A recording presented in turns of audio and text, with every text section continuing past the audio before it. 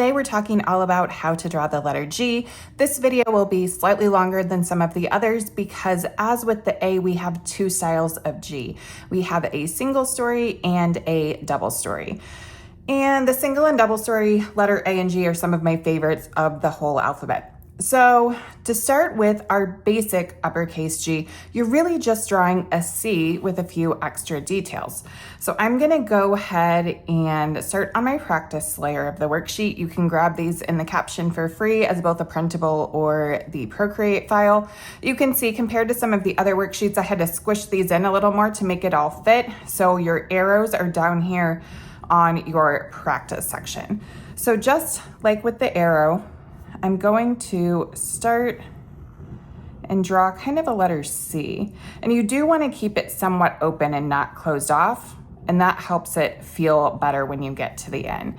And then you're just going to draw a straight line up. You can tap your finger down for a perfectly straight line and your bar across. And then what I like to do is duplicate, move it over, and then kind of add on to it from there, either by reducing the opacity and adding a new layer, or just sticking with my original layer and kind of adding to it. So we're gonna be thinner towards the top, thicker through here, and then thinner through there again. So thin, thick, thin. Something kind of like that. And you can even edit your ellipse and kind of, whoops, go back.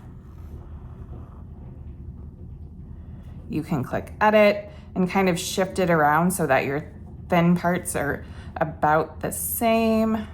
So I'm just gonna play with it a wee bit. About there.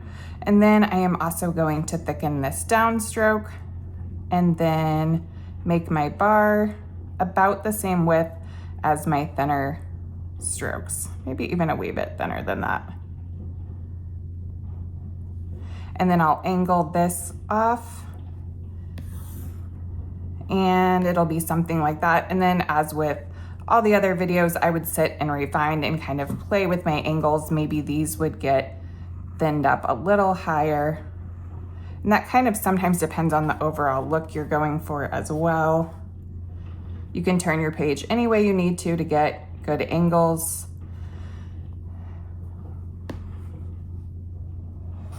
And then for the serif, what you do is you'll draw two straight lines and then close them off like that. And then personally, I like to smooth mine out here and there like that. And then for the serif G, you will also see a couple things. So we'll have a serif on the bar on both sides. So you could have them be the same length or you can shorten it a bit. I like to draw it out and then kind of decide after I fill it in. So again, I've been drawing these bracketed serifs this whole series, so I'm just sticking with that style of serif. And then you can see when you can fill it in, you can see, well, this side is thicker than the other side. So again, I just go through and make those visual adjustments until I'm happy with it. And then at the bottom, there is also kind of a little spur terminal. So a lot of times with the serif uppercase G, you'll see it instead of coming straight down, it angles more. And I think that just visually balances it. And there is also some overshoot with the G. I got a little too much actually. Mine's coming a little too far below the baseline. So I can always just shrink my letter up a bit and redraw it. So you do want some overshoot because it is round letter. So any round letter is gonna have a little bit of overshoot above the cap height and below the baseline. All right, so you get the idea. You have my arrows. So I'm not gonna bore you drawing every single letter, but I do wanna talk to you about a few details that are important. So the lowercase g is basically just a letter A, and then we have this descender. When you are drawing the double story G, the most important thing is that it does not stretch from the X height all the way down to the baseline. See how it's sitting up from it? And that can vary. I have mine fairly high, but it won't feel right if it's sitting too big. So you do not want this top part to sit that far. Also, the bottom half is usually a little bigger than the top half.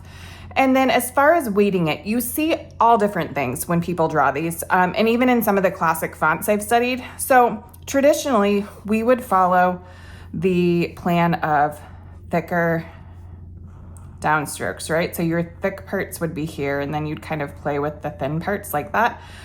But I also see a lot where people treat it like a letter S, where all the weight is on the spine. And I think both look good, so that's something you can play with. It does look a little funky each time you draw it, but it's kind of supposed to. Also at the bottom, you can leave it open here, like that one's open, this one is closed. I like both. Sometimes I also like drawing like a fun kind of crescent terminal or ball terminal and doing something like that. This is called the ear, and it's also fun to play with the direction it goes. So when you're getting playful, you can also change the direction like that. You can make this more of that teardrop shape. I've got a crescent, or I'm sorry, that's a teardrop shape. You could make it more of a crescent shape. So those are the basic things with the letter G. Just follow my example. You've got your guidelines and your weighted lines, so work on drawing that. The good news is we are next on to letter H and letter I, and those are two of the easiest in the alphabet. So those will be nice, quick lessons.